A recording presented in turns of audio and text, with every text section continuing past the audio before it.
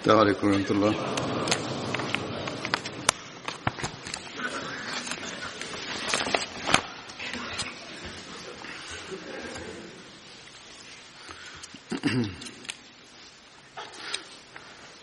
أشهد أن لا إله إلا الله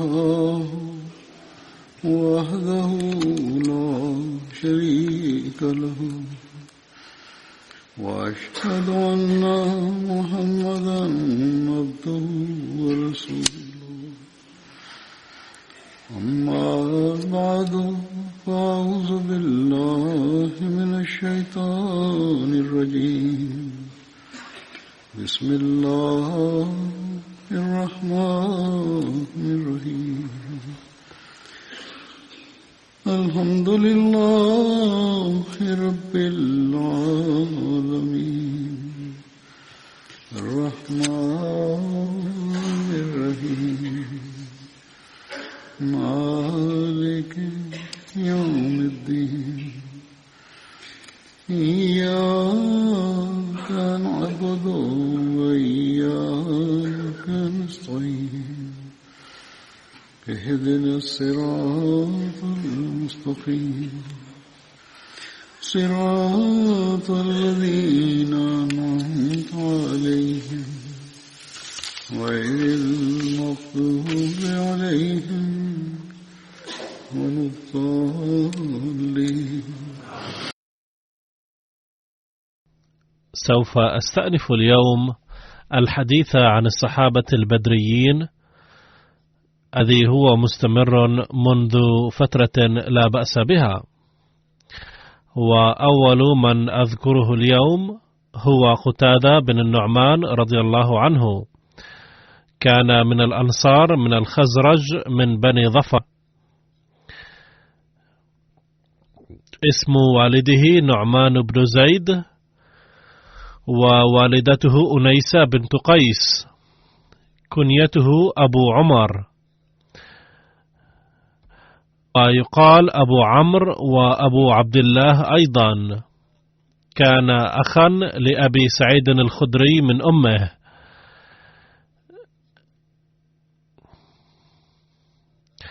كان من الصحابة 90 الذين حضروا بيعة العقبة.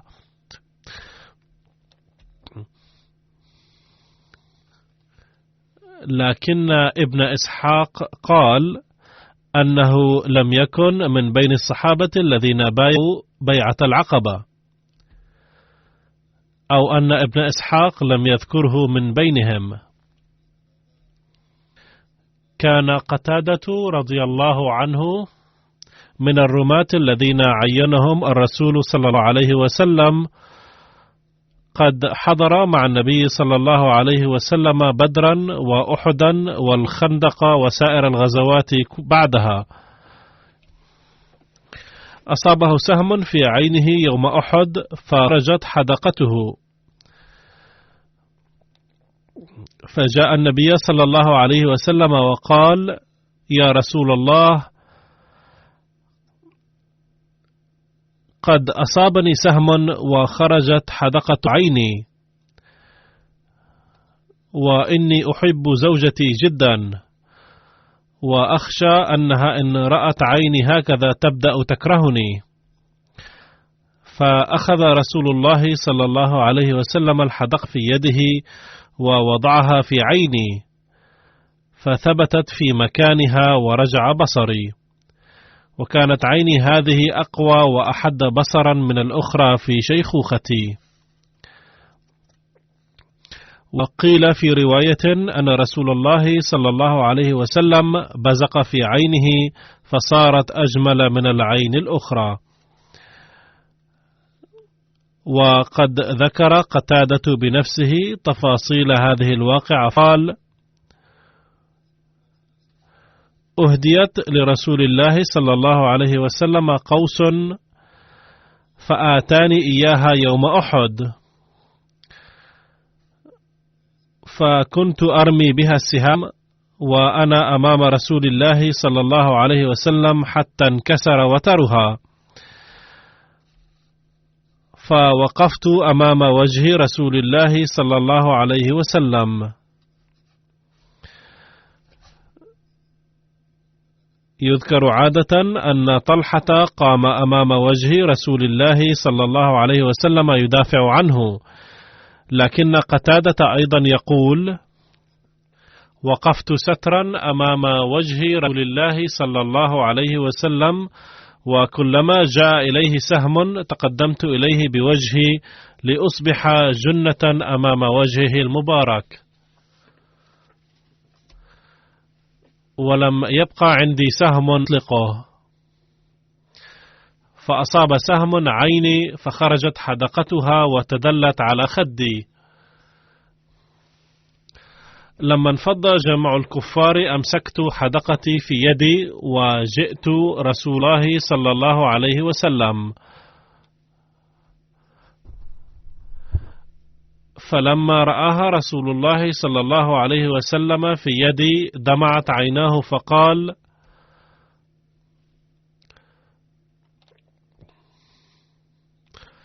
اللهم إن قتادة قد أوجه نبيك بوجهه فاجعلها أحسن عينيه وأحدهما نظرا.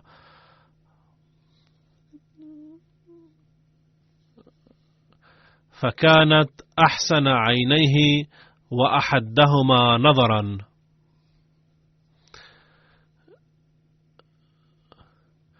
فالقصة التي سردها قتادة بنفسه لا يرد فيها أنه كان يحب زوجته جدا فخاف أن تكرهه بسبب عينه المصابة، كما هو مذكور في القصة الأولى التي أوردها المؤرخون. فلعل البعض ذكر هذا الأمر تزيينا للقصة أو خطأ منه. على كل حال خرجت حدقة عينه أثناء القتال، فأعادها النبي صلى الله عليه وسلم فثبتت وعاد بصرها على ما يرام، ومن أجل ذلك اشتهر قتادة بلقب بذي العين.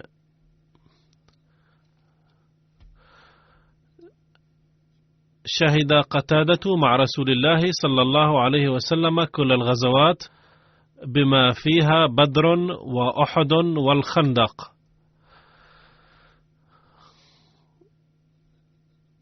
وكانت راية بني ظفر في يده يوم فتح مكة. توفي قتادة رضي الله عنه في العام 23 الهجري وعمره 65 عاما،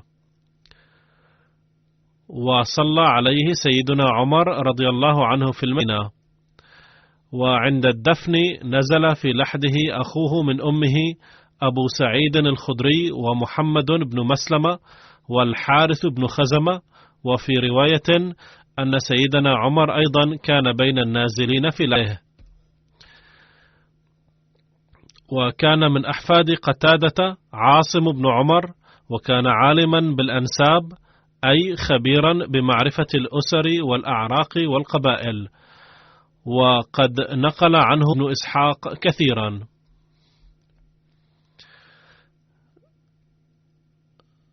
وفي رواية كانت عند رسول الله صلى الله عليه وسلم قوس اسمها الكتوم، وكانت صنعت من شجرة نبع التي كانت تصنع منها السهام، وانكسرت هذه القوس في يد قتادة يوم أحد من كثرة الاستعمال.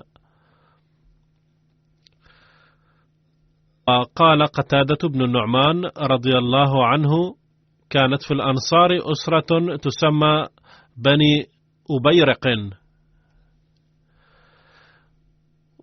وكان فيها 3 إخوة: بشر وبشير ومبشر. وكان بشير منافقا يكتب شعرا يهجو به أصحاب رسول الله صلى الله عليه وسلم، ثم يعزو شعره إلى بعض العرب. كان يتظاهر بالإسلام ولكن أعماله لم تكن حسب ادعائه، فلما سمع شعره صحابة رسول الله صلى الله عليه وسلم قالوا: والله إنه شعر هذا الشقي السيء الباطن اللي هو من بني أبيرق. وكانت بنو أبيرق في الجاهلية والإسلام أيضا في فقر وفاقة، ولم يتغيروا شيئا. كانوا لا يعملون شيئا ولا يبذلون جهدا، لذا كانوا في غاية البؤس والفقر.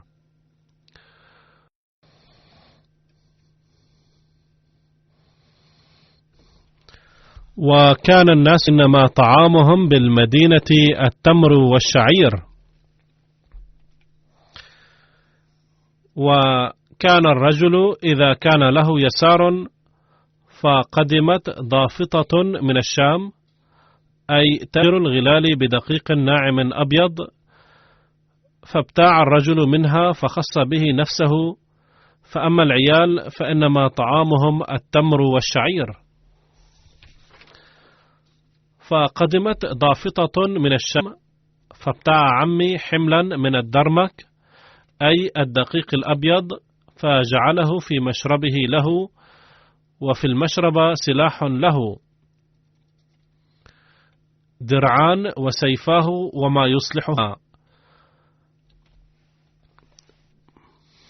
فعدي عليه من تحت الليل، فنقبت المشربة وأخذ الطعام والسلاح. فلما أصبح أتاني عمي رفاعة فقال: يا ابن أخي، تعلم أنه قد عدي علينا في ليلتنا هذه. فنقبت مشربتنا، فذهب بطعامنا وسلاحنا. قال: فتحسسنا في الدار، سألنا فقيل لنا: قد رأينا بني الأبيرق استوقدوا في هذه الليلة، ولا نرى فيما نراه إلا على بعض طعامكم، أي يطبخون الطعام المسروق ويفرحون. قال: وقد كان ابن أبيرق قالوا: ونحن نسأل في الدار والله ما نرى صاحبكم إلا لبيد بن سهل، رجل منا له صلاح وإسلام.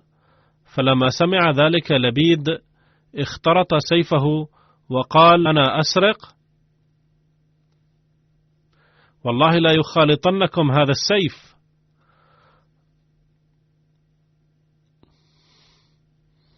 أو لتبينن هذه السرقة.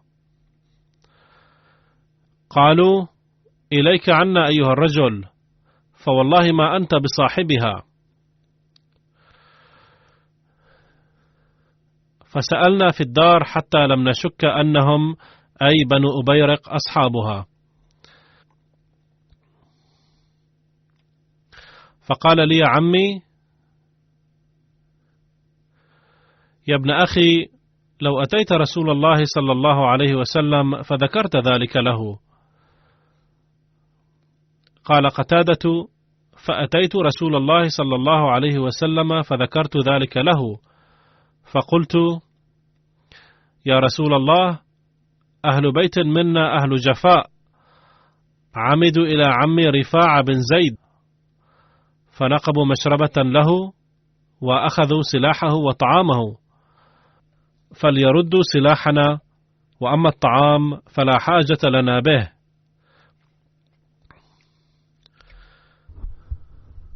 فقال رسول الله صلى الله عليه وسلم: سأنظر في ذلك. فلما سمع ذلك بنو أبيرق أتوا رجلا منهم يقال له أسير بن عروة، فكلموه في ذلك، واجتمع إليه ناس من أهل الدار، فأتوا رسول الله صلى الله عليه وسلم فقالوا: يا رسول الله، إن قتادة بن النعمان وعمه عمدوا إلى أهل بيت منا، بيت إسلام وصلاح، يرمونهم بالسرقة عن غير بينة ولا ثبت. قال قتادة: فأتيت رسول الله صلى الله عليه وسلم فكلمته، فقال: عمدت إلى أهل بيت ذكر منهم إسلام وصلاح ترميهم بالسرقة على غير ثبت ولا بينة؟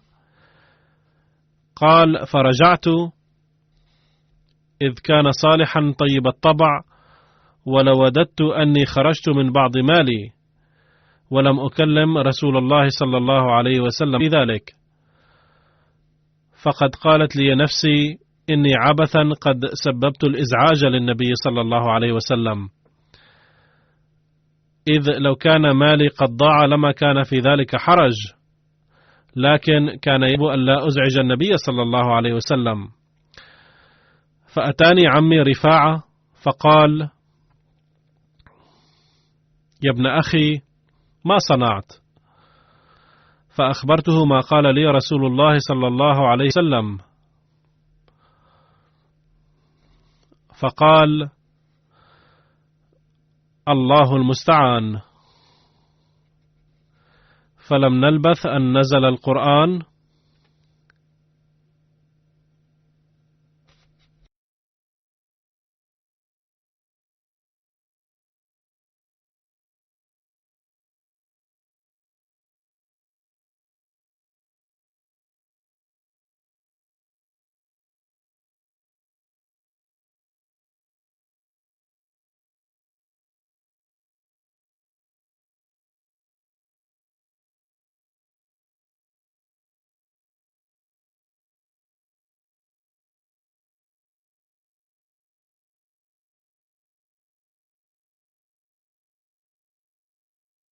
وقد ورد أن المراد منهم بنو أبيرق. واستغفر الله، أي مما قلت لقتادة.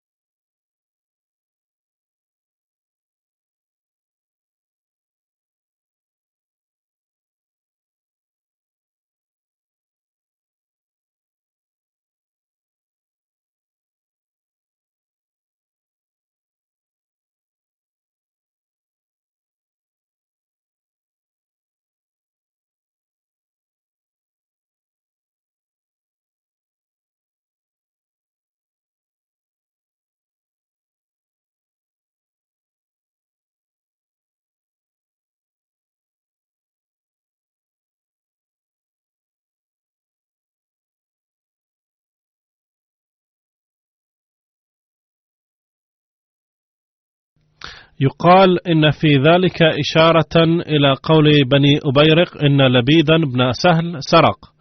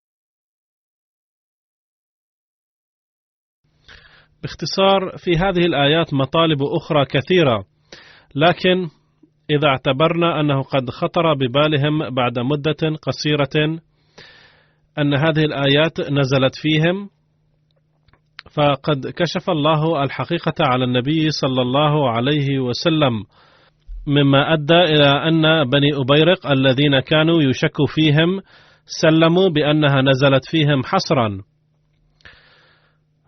واعترفوا بجريمتهم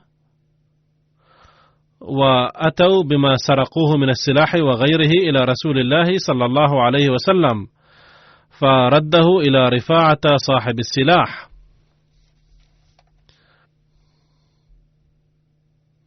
قال قتادة: كان عمي شيخا قد عسى في الجاهلية، وكنت أرى إسلامه مدخولا، أي كنت أظن أنه أسلم لكن إيمان ليس قويا.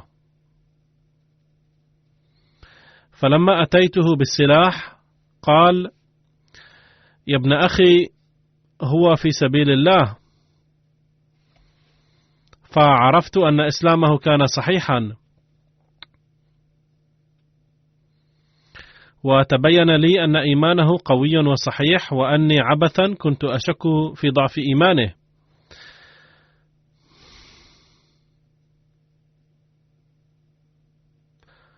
فلما نزل القرآن لحق بشير بالمشركين، وهو أخوهم الذي مر ذكره أنه كان يشك فيه أنه منافق، فنزل على سلافة ابنة سعد بن شهيد، فأنزل الله تعالى فيه: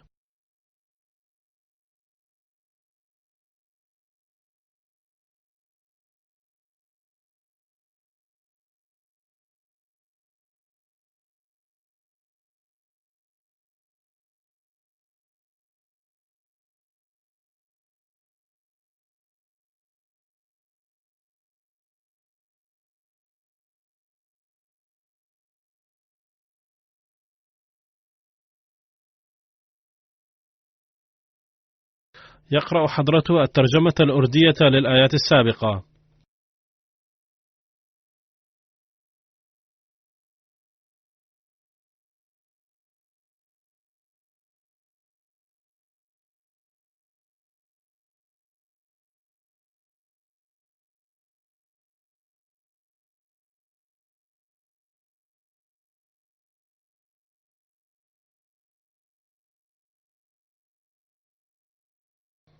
فلما نزل على سلافة وابتعد عن الإسلام، رماها حسان بن ثابت رضي الله عنه بأبيات من شعر، فأخذت رحله فوضعته على رأسها، ثم خرجت فرمت به في الأبطح،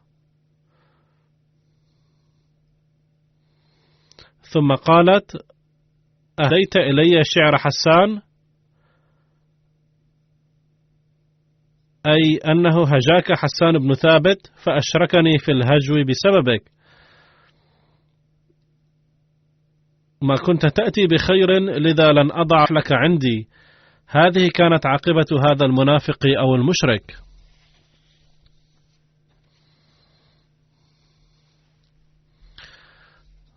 وعن أبي سعيد الخدري رضي الله عنه قال: قتادة بن النعمان رضي الله عنه يقرأ الليل كله بسورة الإخلاص، فذكر ذلك للنبي صلى الله عليه وسلم فقال: والذي نفسي بيده لتعدل نصف القرآن أو ثلثه.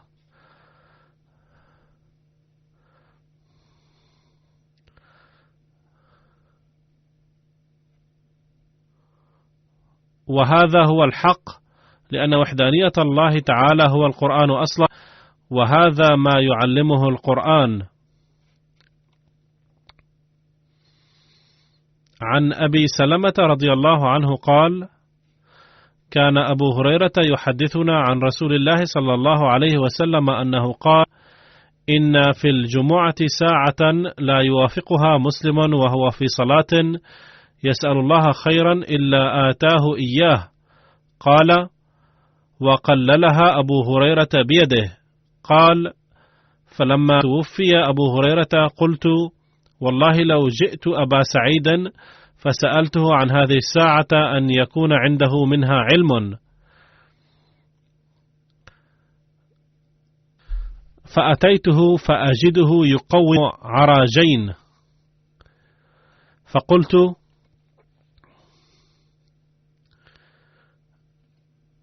يا أبا سعيد،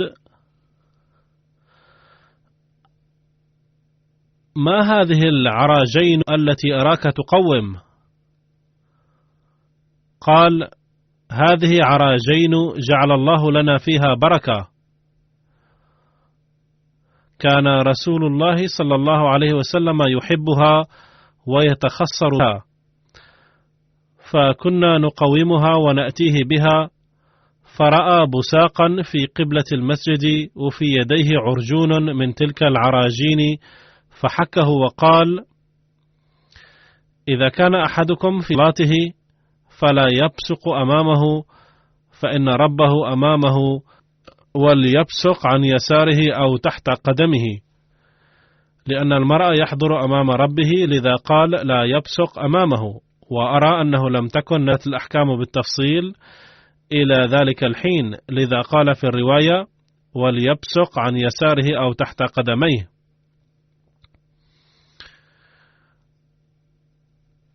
وردت هذه الرواية في صحيح البخاري أيضا.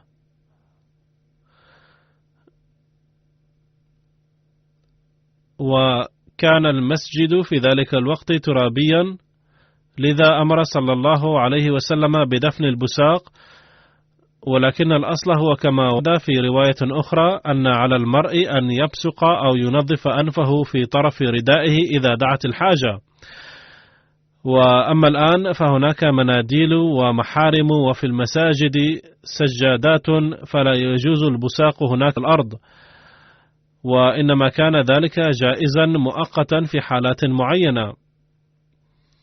ثم وضح النبي صلى الله عليه وسلم وأخبر بأنه إذا اضطر أحد إلى تنظيف أنفه أو البساق فعليه أن يأخذ طرف ردائه ويرد بعضه على البعض بعد التنظيف، وينظف الرداء بعد الخروج.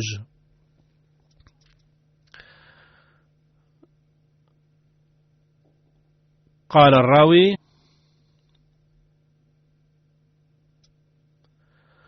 ثم هاجت السماء من تلك الليلة، فلما خرج النبي صلى الله عليه وسلم لصلاة العشاء الآخرة برقت برقة، فرأى قتادة بن النعمان فقال: ما السرى يا قتادة؟ قال: علمت يا رسول الله أن شاهد الصلاة قليل، فأحببت أن أشهدها. قال: فإذا صليت فاثبت حتى أمر بك. فلما انصرف أعطاه العرجون وقال: خذ هذا فسيضيء أمامك 10 وخلفك 10،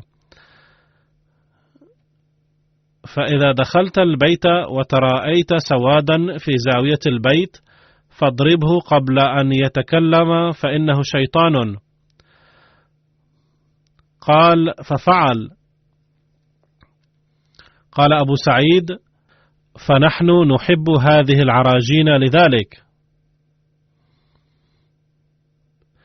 أعطانا النبي صلى الله عليه وسلم إياها، أو كنا نعطيه العراجين، وكان يخدمها ثم يردها إلينا أو يهدينا إياها، وفيها بركات كثيرة لنا، لذا أقومها.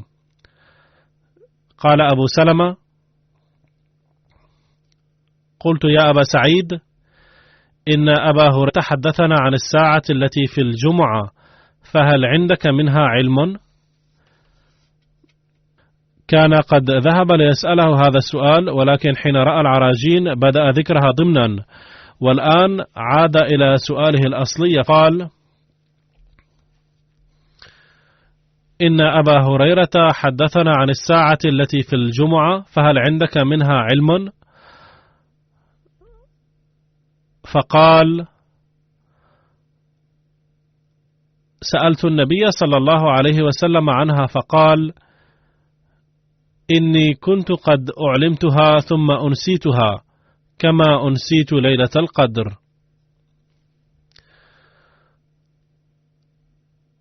يقول أبو سلمة: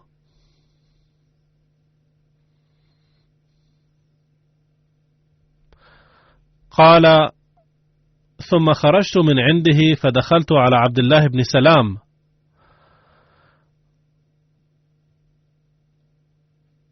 ورد ذكر الساعة يوم الجمعة في رواية مسند أحمد بن حنبل التي ذكرت هنا، ولقد وردت روايات شتى عن هذه الساعة، وكلها تتلخص في 3 أوقات لها، أو هي 3 أمور مختلفة.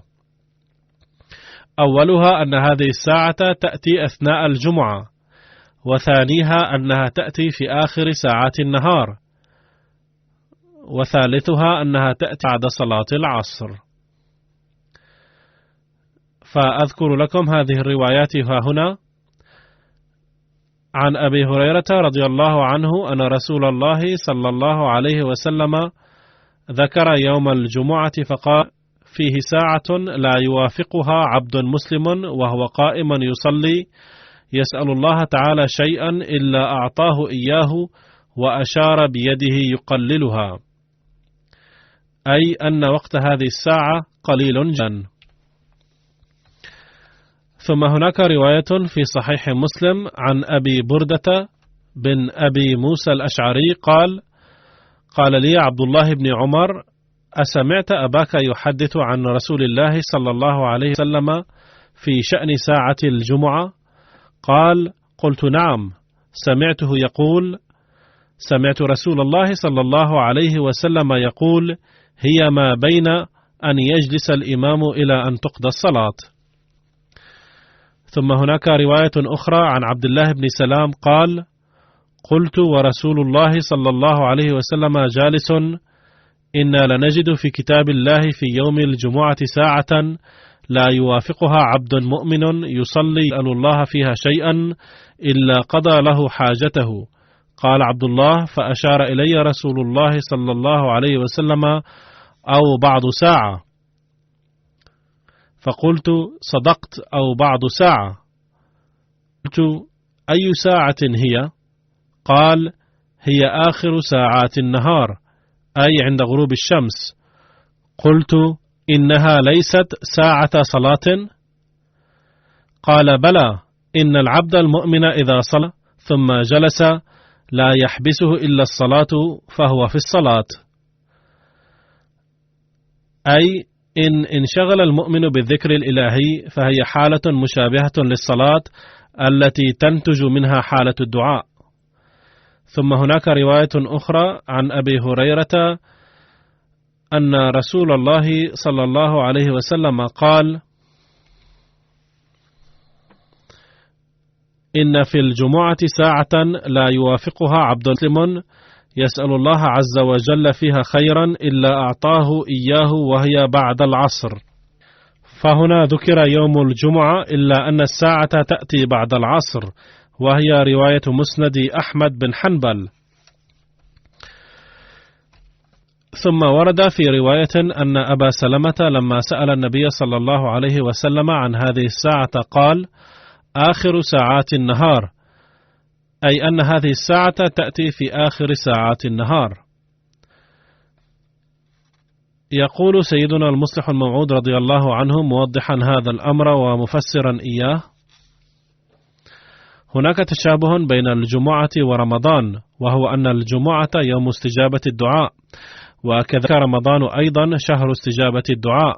يقول رسول الله صلى الله عليه وسلم عن الجمعة أن من يأتي المسجد للصلاة ويجلس منشغلا بالذكر الإلهي بصوت خافت وينتظر قدوم الإمام، ثم يستمع لخطبة الإمام بكل طمأنينة ويشترك في صلاة الجماعة، فستنزل عليه بركات خاصة من الله تعالى.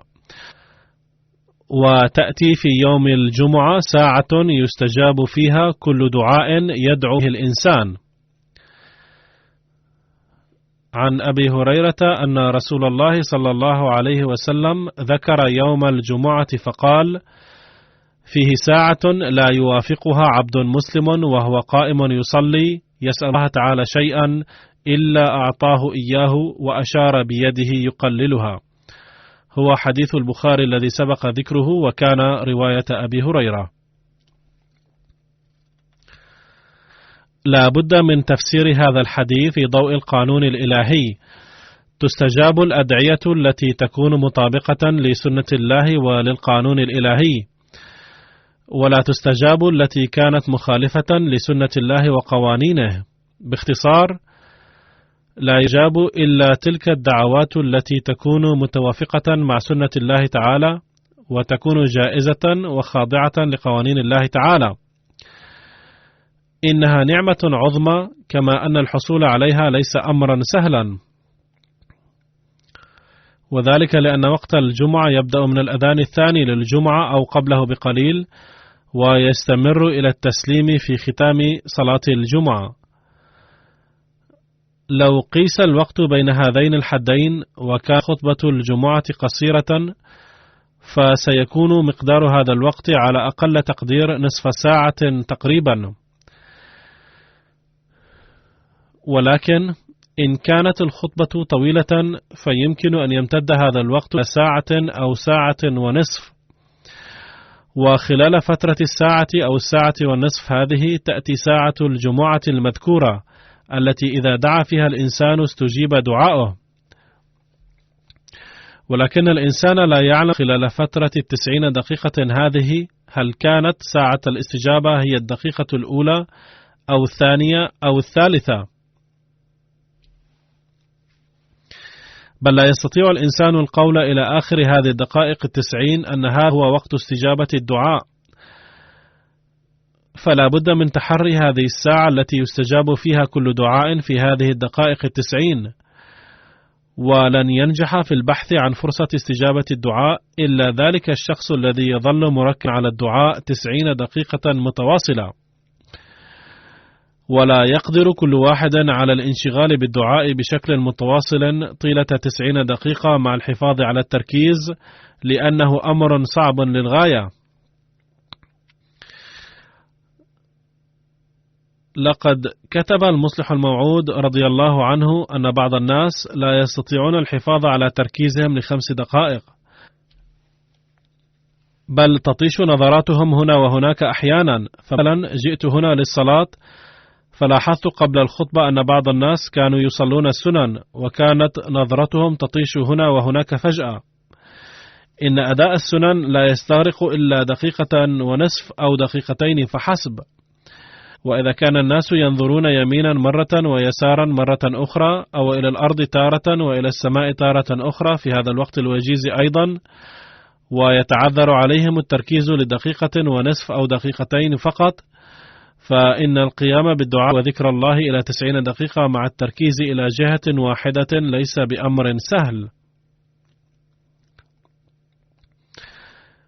أقول إذن لقد ذكرت تلك الساعة، ولكن هناك حاجة إلى التركيز، وهذا الأمر يتطلب جهدا ويكون الإنسان بحاجة إلى المجاهدة لها. فباختصار يجب على الإنسان أن ينهمك في الدعاء في هذه المدة دون أن يطيش تركيزه، إذ لا بد من ذلك. وكما قال المصلح الموعود رضي الله عنه ليس بأمر سهل، بل هناك حاجة إلى جهد كبير للحصول على بركات يوم الجمعة. والصحابي الآخر الذي سأذكره الآن اسمه عبد الله بن مضعون القرشي الجمحي، وأمه سخيلة بنت العنبس، وكان أخو عمان بن مضعون وقدامة بن مضعون والسائب بن مضعون. كان هؤلاء الإخوة أخوال عبد الله بن عمر رضي الله عنه، لأن عمر رضي الله عنه تزوج أختهم زينب بنت مضعون. هناك رواية عن يزيد بن رومان أن عبد الله بن مضعون وقدامة بن مضعون أسلما قبل أن يدخل النبي صلى الله عليه وسلم دار الأرقم ويبلغ الدعوة من هناك. كان عبد الله بن مضعون وإخوته الثلاثة، أي قدامة بن مضعون وعثمان بن مضعون والسائب بن مضعون، ممن هاجروا إلى الحبشة. وعندما بلغهم في أثناء الإقامة في الحبشة أن قريشا أسلموا عادوا إلى مكة. وقد ذكرت هذا الأمر من قبل أيضا في بيان سيرة بعض الصحابة الآخرين. وقلت أنه لما بلغت معاناة المسلمين منتهاها أمرهم النبي صلى الله عليه وسلم أن يهاجروا إلى الحبشة، وقال أن ملك الحبشة ملك عادل ولا يظلم أحد في ملكه. في ذلك الزمن كانت في الحبشة حكومة ملكية قوية مستتبة، وكان الملك يسمى النجاشي.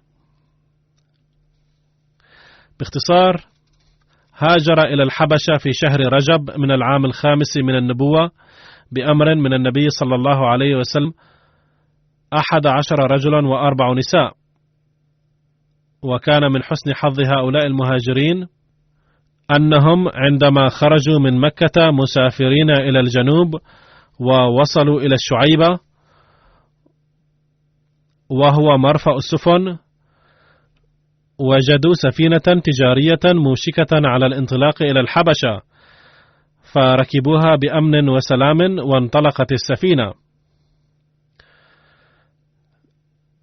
بعد الوصول إلى الحبشة حظي المسلمون بحياة الأمن والسلام، ونجوا بفضل الله تعالى من مظالم قريش. ولكن وكما يقول بعض المؤرخين وقد ذكرته من قبل أيضا، عاد المسلمون إلى مكة بعد أن بلغهم أن قريشا أسلموا، ولم يكن قد مضت فترة طويلة على وصول المسلمين إلى الحبشة حين بلغهم بطريقة ما أن قريشا أسلموا جميعا وصارت مكة آمنة تماما. كانت نتيجة هذا الخبر أن معظم المهاجرين المسلمين عادوا إليها دون أن يتحققوا من صحة الخبر، وعندما وصلوا بمكة علموا أن الخبر كان خاطئا، بل كانت هذه خطة الكفار لإعادة المهاجرين من الحبشة إلى مكة. فبالنتيجة واجه هؤلاء المهاجرون مشكلة كبيرة، ولم يبقى أمامهم سبيل إلا أن عاد بعضهم من هناك إلى مكة واستجار بعضهم بشخص ذي نفوذ في مكة. ولكن هذا الملاذ أيضا لم يكن ليبقى طويلا، اشتدت مظالم قريش أكثر من ذي قبل، ولم يبقى لدى المسلمين مكان آمن. وما دام النبي صلى الله عليه وسلم كان قد أمرهم أن يهاجروا من مكة، فبدأ المسلمون الآخرون أيضا يستعدون للهجرة سرا، وكلما وجد أحد فرصة خرج منها مهاجرا إلى الحبشة. وهكذا بدأت الهجرة حتى بلغ عدد المهاجرين إلى الحبشة 100 نسمة، منهم 18 سيدة والبقية رجال. كانت هذه هي الهجرة الثانية. باختصار، لقد ورد عن عبد الله بن مضعون أنه كان قد عاد بعد الهجرة الأولى إلى الحبشة، ثم هاجر إليها مرة ثانية، ثم هاجر منها إلى المدينة فيما بعد. عندما وصل عبد الله بن مضعون المدينة مهاجرا، أخى النبي صلى الله عليه وسلم بينه وبين سهل بن عبيد الله الأنصاري، وفي رواية أنه صلى الله عليه وسلم أخى بينه وبين عتبة بن عامر رضي الله عنهما.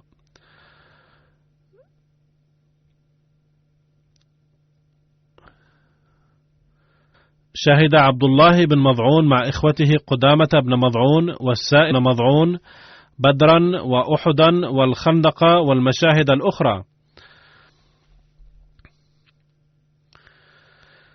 توفي عبد الله بن مضعون في 30 من الهجرة عن عمر يناهز 60 عاما في عهد عثمان رضي الله عنه.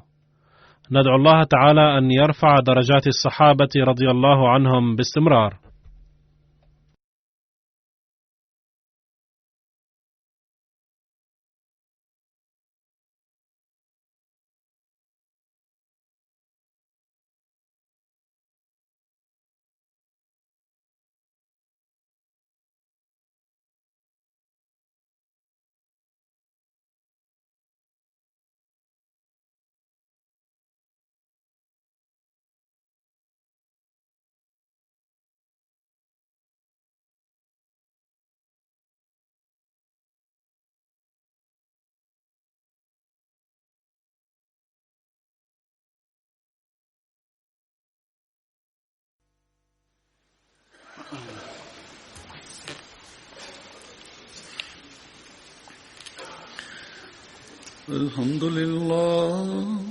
الحمد لله نحمده ونستعينه ونستغفره ونؤمن به ونتوكل عليه ونعوذ بالله من شرور أنفسنا ومن سيئات أعمالنا من يهده الله فلا مضل له ومن يضلل فلا هادي له ونشهد أن لا إله إلا الله ونشهد أن محمدا عبده ورسوله عباد الله رحمكم الله إن الله يأمر بالعدل والإحسان وإيتاء ذي القربى